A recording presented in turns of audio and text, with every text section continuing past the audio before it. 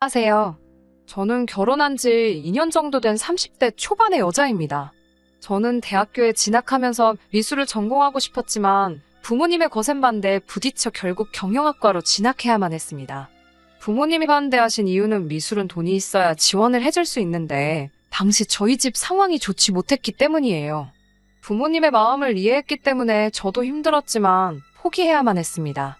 대학교를 졸업한 이후에는 그래도 중견기업에 취업해 그럭저럭 생활하는데 지장은 없었습니다. 부모님한테 한 번씩 용돈을 드릴 경제적 여유도 생겼고요. 직장 생활 외 제가 주로 즐기는 일은 만화책을 읽는 일이었어요.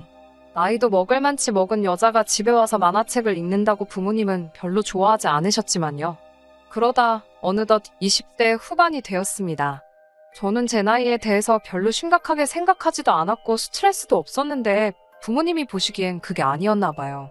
자꾸 집에만 있지 말고 나가서 사람도 만나고 결혼할 생각도 하라면서 잔소리를 하시더라고요. 그러다 지금의 남편을 만나게 되었습니다. 그 무렵 어머니가 봉사단체에서 만난 분의 아들이라며 빼지 말고 한번 만나보라고 하도 채근을 하셨거든요. 그래서 효도한다 생각하고 어머니가 주선한 소개팅에 나갔다가 남편을 만나게 된 거였어요. 저보다 3살 많은 남편은 공무원으로 학교에서 일하고 있었어요. 선생님은 아니고 학교에서 주로 행정 업무를 보는 사람이었어요. 원래는 소설가가 되고 싶었는데 부모님의 반대로 못했다고 하더라고요. 서로 부모님의 반대로 꿈을 이루지 못했다는 공통점이 있었기 때문인지 말도 잘 통하더라고요. 그렇게 1년 정도 만났을 무렵 결혼 이야기가 나오기 시작했어요. 이미 양가 어른들도 서로 알던 사이다 보니 결혼 이야기가 나왔을 때 큰 소리가 날 일도 없었습니다. 남편 쪽에서 작은 전셋집을 마련해 주셨고 저희 친정에서 혼수를 도와주셨고요.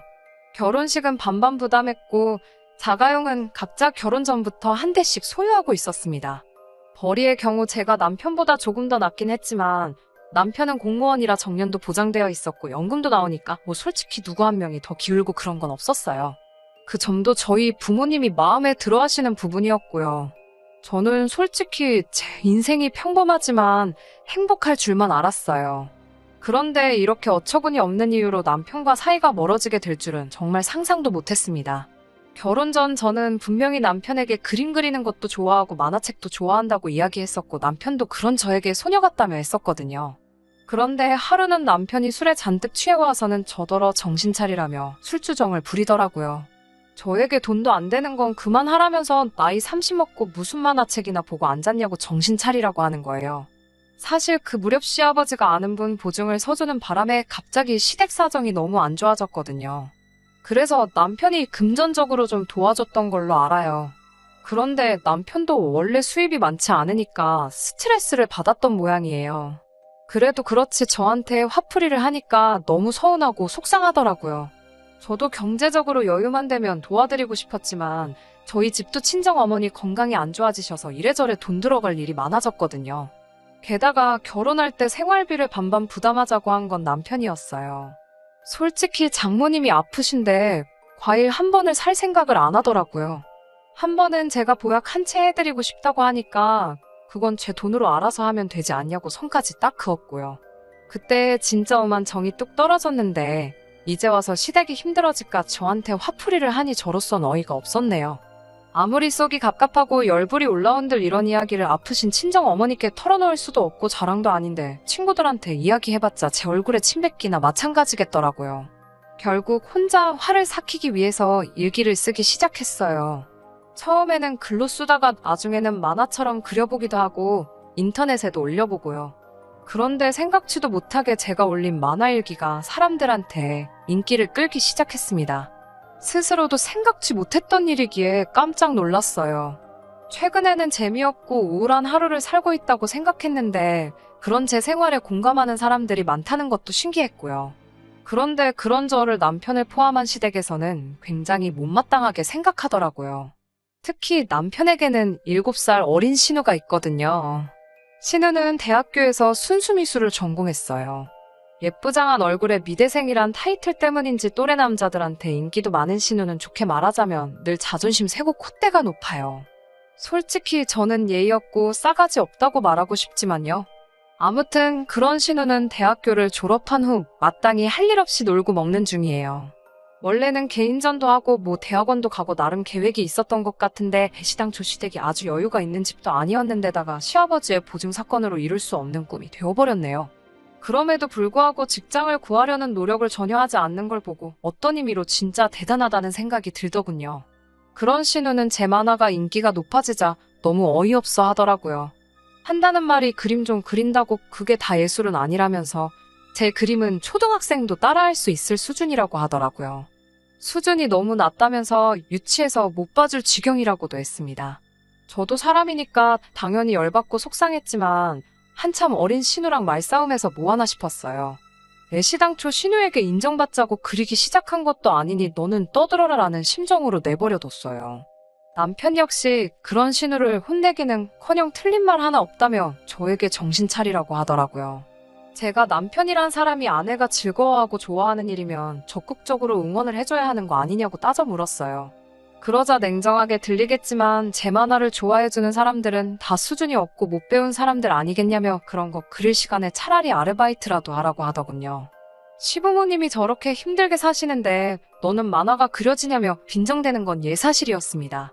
남편이야말로 매일같이 칼퇴근하는 직장이고 집에 오면 저녁 먹고 쉬기 바쁘면서 저한테 투잡을 운운하니 어이가 없었어요. 마음 같아선 한마디 사붙이고 싶었지만 동시에 마음 한편으론 자기 부모님이 아프니 자기도 얼마나 스트레스 받겠나 싶어서 몇 번이고 한 대 때리고 싶은 걸 꾹꾹 눌러 참았습니다. 그러다 결국 일이 터지고 말았어요. 제가 만화로 일기를 쓰기 시작한 지 6개월이 지나갈 무렵 웹툰으로 유명한 회사에서 같이 일해보면 어떻겠냐고 연락이 왔어요. 만화책도 만들고 상품도 만들어서 팔아보자면서요. 인생에 다시 안 올 기회일지도 모른다는 생각에 덜컥 계약을 해버렸습니다. 남편과 상의해볼까 생각도 잠깐 했지만 워낙에 부정적인 인간이라 보나마나 초치는 소리나 해댈 것 같았고 싫은 소리 듣는 것도 이골이 난 상황이었기에 그냥 냅다 질렀습니다. 그래도 업계에서 힘 좀 쓰는 회사 덕분인지 제 만화는 전보다 더 인기도 많아지고 그로 인해 제 수입도 기대 이상으로 늘어나기 시작했습니다. 더 이상 회사 생활과 병행할 필요가 없을 만큼요. 결국 계약 후 얼마 지나지 않아 회사에 사직서를 냈습니다. 사직서를 내던 날 결국 돌고 돌아 내 꿈을 찾았다는 생각에 감격스럽기까지 했어요. 그리고 그날 밤 남편에게 간략하게 왜 퇴사했는지와 앞으로 어떻게 일을 할지에 대해서 알렸습니다. 남편은 어이없다는 듯이 저에게 너는 어떻게 하면 남편 자존심을 깔아뭉갤까 고민하며 사냐고 따지더라고요. 저는 그게 무슨 말도 안 되는 억지냐며 그럴 거면 이야기 그만하자고 했어요. 남편은 네가 그걸로 한 달에 1,000만 원을 벌고 갔냐며 배가 불렀다고 노발대발이었어요. 그리고 다음 날이 되자 남편에게 들었는지 신우한테도 전화가 왔어요. 신우는 저에게 오빠 무시하냐면서 인생 그렇게 살지 말라고 쏴붙이더라고요. 시댁이 망하면서 남편이나 신우나 엄청나게 자격지심을 느끼는 것 같더라고요. 아무 뜻 없이 한 말에도 자기들을 무시한다고 생각하고 걸핏하면 따지고 들고 그러다 보니 저도 더 말을 안 하게 되고 그런 악순환이 반복되는 중이었어요. 그때쯤부터 남편과 각방을 쓰게 되었고요. 하지만 그럼에도 불구하고 가족이니까 제가 선택한 사람이니까 어떻게든 끌어안고 가보려고 했어요.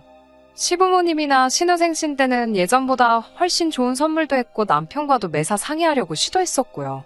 각방을 쓰고 있는 와중에 저는 제 나름대로 좋았던 그때로 돌아가기 위해 손을 내민 거나 마찬가지였는데 막상 선물을 하겠다고 하니 저더러 돈 좀 번다고 유세 떠냐고 뭐라 하질 않나. 남편은 매사 관심 없다는 듯 제 마음대로 하라고 무신경하게 대답하질 않나. 너무 외롭더라고요. 마치 가족들이 작정이라도 한 듯 저를 따돌리는 기분이었어요. 그러다 얼마 전 충격적인 사실을 알게 되었습니다. 언젠가부터 제가 연재하는 만화마다 지독하게 악플을 다는 사람들이 있더라고요. 처음에는 깜짝 놀라고 당황스러웠어요. 악플은 연예인들만 겪는 줄 알았는데 내 만화에도 악플이라니 신기하기도 했고요. 그런데 그 수위가 점점 높아지더니 나중에는 제 사생활과 인성을 운운하기까지 하더라고요. 그래도 명색이 제 배우자니 혼자서 고민하는 것보다 나누는 게 좋지 않을까 싶어 어떻게 하면 좋겠는지 상의를 하려고 했어요. 그런데 남편은 정말 심드렁하게 인터넷인데 누가 무슨 말을 못하냐며 그냥 냅두라고 하는 거예요. 하다못해 저한테 괜찮냐는 말조차 없이 대충대충 대답하는 남편에게 엄청난 실망감을 느꼈어요. 결국 경찰에다 그 악플러들을 고소했어요. 가뜩이나 머리 아픈 일이 많은데 이런 문제까지 신경 쓰고 싶지도 않았기에 합의 없이 다 진행할 작정이었죠. 다행히 악플 다는 사람들을 전문으로 해주는 변호사 사무실을 회사를 통해 손쉽게 찾게 되었고 제가 모아놓은 자료를 건네니 일이 순식간에 진행이 되더라고요. 그런데 생전 먼저 연락 한 번 없던 신우한테 전화가 다 왔더라고요. 제가 무슨 일이냐고 묻자 추뼛추뼛거리더니 저에게 기니 할 말이 있다며 한번 만나자고 하더라고요. 모처럼의 기회일 거라는 생각에 다른 약속 다 접어두고 신우를 만났습니다. 신우는 저를 보자마자 대뜸 무릎부터 꿇더라고요. 사람들 많은 데서 왜 그러냐고 신우를 일으켜 세우니 신우가 변호사한테 받은 고소장을 저한테 보이면서 두 번 다시 그러지 않겠다고 고소장 좀 취하해주면 안 되겠냐고 부탁을 하더라고요. 솔직히 큰 충격을 받았습니다. 저에게 정말 도를 넘는 악플을 달던 사람이 완벽한 타인도 아니고 아무리 사이가 이전 같지는 않다지만 내 남편의 여동생이었다는 사실이에요. 왜 나를 향해 그렇게 악플을 달았냐고 하니 순수미술을 하던 신우와는 달랐지만 제가 그림으로 돈을 벌고 승승장구하는 모습을 보니 질투심에 자기도 정신이 잠깐 어떻게 된 것 같았다고 말하며 계속 미안하다는 말만 반복하더라고요. 앞으로 자기는 취직도 해야 하고 하는데 고소당한 기록이 있으면 취직에도 당연히 마이너스 요인이 될 테고 당장 고소를 당해도 합의금 줄 돈도 없다고요. 솔직히 잘해보고 싶은 마음으로 용서를 해줄 수도 있었지만 너무 충격이 커서 그 자리에서 대답은 못하고 조금 생각할 시간을 달라고 말했어요. 밥이라도 먹이고 보내려고 하는데 계속 벌벌 떨면서 미안하다고만 하는데 그 모습 보면서 먹으면 저도 먹던 게 체할 것 같아서 그냥 보냈습니다. 돌아오는 길에 변호사님에게 전화를 드려 이 사실을 말했는데 변호사님도 쭈뼛거리면서 사실 안 그래도 이 이야기를 해야 할까 말까 하다가 말을 해준다고 하면서 저에게 악플을 남기던 사람들 중 또 다른 한 명이 다른 사람이 아니고 제 남편이었다는 이야기를 해왔습니다. 정말 충격적이었어요. 뒤통수를 망치로 세게 얻어맞은 것처럼 그 자리에 가만 서서 한참을 움직이지 못했습니다. 변호사님은 어렵게 입을 열어 혹시나 상담이 필요하면 이 사람과 한번 해보라고 하면서 개인적으로 친분이 있는 이혼 전문 변호사님의 연락처를 주시더라고요. 불난집에 부채질 하는 것 같아 자기도 기분이 조금 그렇지만 변호사님이 아마 저였다면 자기는 이혼을 분명히 했을 거라고 결정은 제 몫이지만 그래도 실력 있는 사람하고 한번 이야기나 들어보는 게 좋을 거라고 하더라고요. 그렇게 그 자리에 서서 변호사님이 소개해주신 분과 한참을 통화하고 집으로 돌아갔어요. 그날 저녁에 퇴근하고 방으로 들어가려는 남편을 불러세워 이게 다 진짜냐고 어떻게 그럴 수 있냐고 하더라고요. 남편은 제게 사과는 못할 망정 자기 동생 고소장 취하하지 않으면 재미없을 줄 알라며 으름장을 놓기 시작했어요. 저도 이제 더는 참을 이유가 없을 것 같아 고소장 취하할 생각도 없고 너도 고소해버릴 거라고 강하게 나갔습니다. 남편은 컵 하나 먹지 않고 콧방구를 끼면서 배우자는 고소 못하는 것도 몰랐냐며 낄낄대더니 더 말하고 싶지도 않다고 방문을 닫고 들어가 버리더군요. 모르고 있던 건 제가 아니라 남편이었어요. 저는 이미 남편과 대화를 시도하기 전에 벌써 업계에서 가장 실력 좋기로 소문난 이혼 전문 변호사님에게 받을 수 있는 모든 자문을 받은 상황이었기 때문입니다. 모욕은 이혼 사유가 될 수 있고 남편이 이혼을 거부하면 저는 법원에 이혼 소송을 걸 수 있고 모욕죄는 친고죄라 형사고소까지 진행할 수 있다는 사실을요. 거기에 하나 더 보태서 이혼 소송을 걸어 남편의 행동으로 인해 정신적 피해 보상을 요구할 수 있고 이로 인해 위자료까지 청구할 수 있었습니다. 혼인기간이 길지 않아 금전적 대가를 많이 요구할 수는 없었지만 위자료에 모욕죄 합의금까지 더하면 2천만 원 정도의 돈을 받을 수 있었습니다. 시아버지 보증 때문에 이미 시댁에 많은 돈을 도와준 터라 남편은 빚까지 내서 저에게 합의금을 지불해야만 했습니다. 저에게 고소를 당한 이유로 공무원인 남편이 징계를 받지는 않겠지만 알아보니 고소당한 사실 자체만으로 품위유지를 이유로 앞으로 승진해도 어려움이 있을 거라는 듣던 중 반가운 소식을 알게 되었어요. 신우는 저에게 합의금 300만 원을 줄 돈이 없어 제가 다른 방법을 생각해냈어요.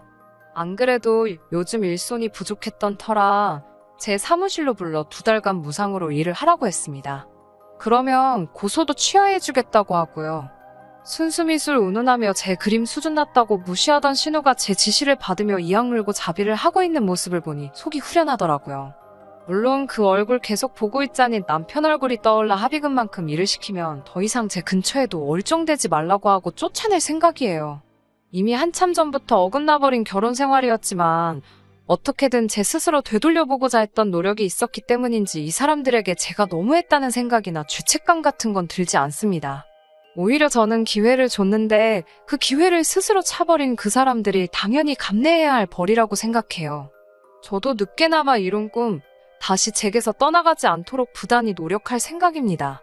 다시 가정을 꾸리게 될지는 아직 모르겠지만 당분간은 일하는 행복 때문에 생각이 나지 않을 것 같긴 하네요. 앞으로도 더 노력하고 인정받는 작가가 되도록 하겠습니다.